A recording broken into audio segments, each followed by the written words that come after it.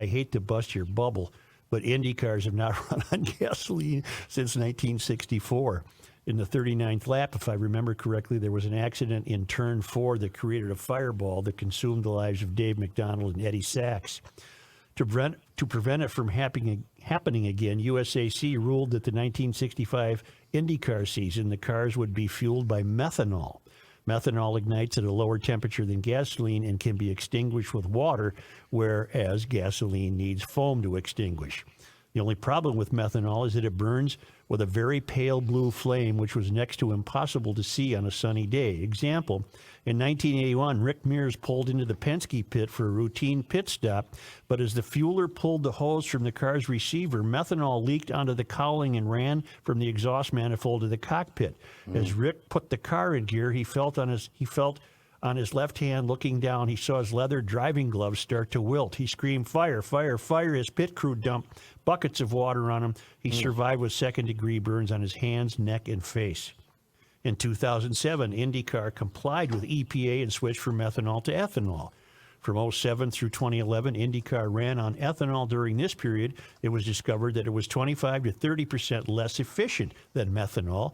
Also, it was very corrosive of engine parts. So since 2011, IndyCar is running on E85, 85% ethanol and 15% gasoline. Okay. Change of subject. Kenny said the Formula One teams must use all 3 types of tires. That is not exactly accurate. The FIA issues each car 13 sets of dry tires, 2 hard, 3 medium, and 8 soft, along with 3 sets of wet tires. Each car must use 2 of the 3 tires available during the course of the race. Oh, 2 of the 3. Okay. All right. Finally, Rookie was wondering how a Formula One pit stop could be completed in 2.7 seconds. It's simple. Let's compare a Formula One pit crew to a NASCAR and an IndyCar pit crew. Under FIA rules, Formula One pit crews consist of 20 crew members. NASCAR allows 8.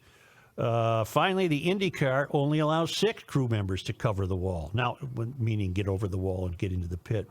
Now, it should be noted that all 3 classes have a single center nut that holds the wheel to the hub. And John spelled tires Tyres. He might be an Englishman. Right. Might be an Englishman. What's fun about the F1 pitting is they're all standing out there waiting.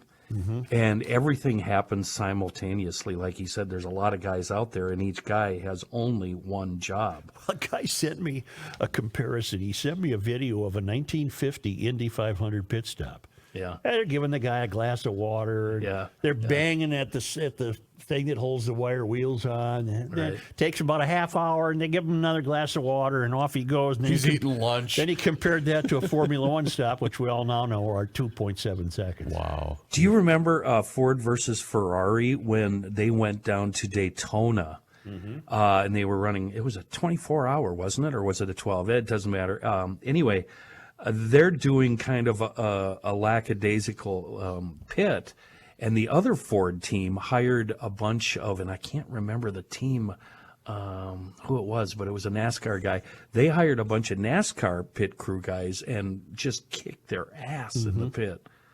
That's a great movie. God, Yeah, I love that one. It is. Yeah. And I'm not even a big car guy, and I thought it was spectacular.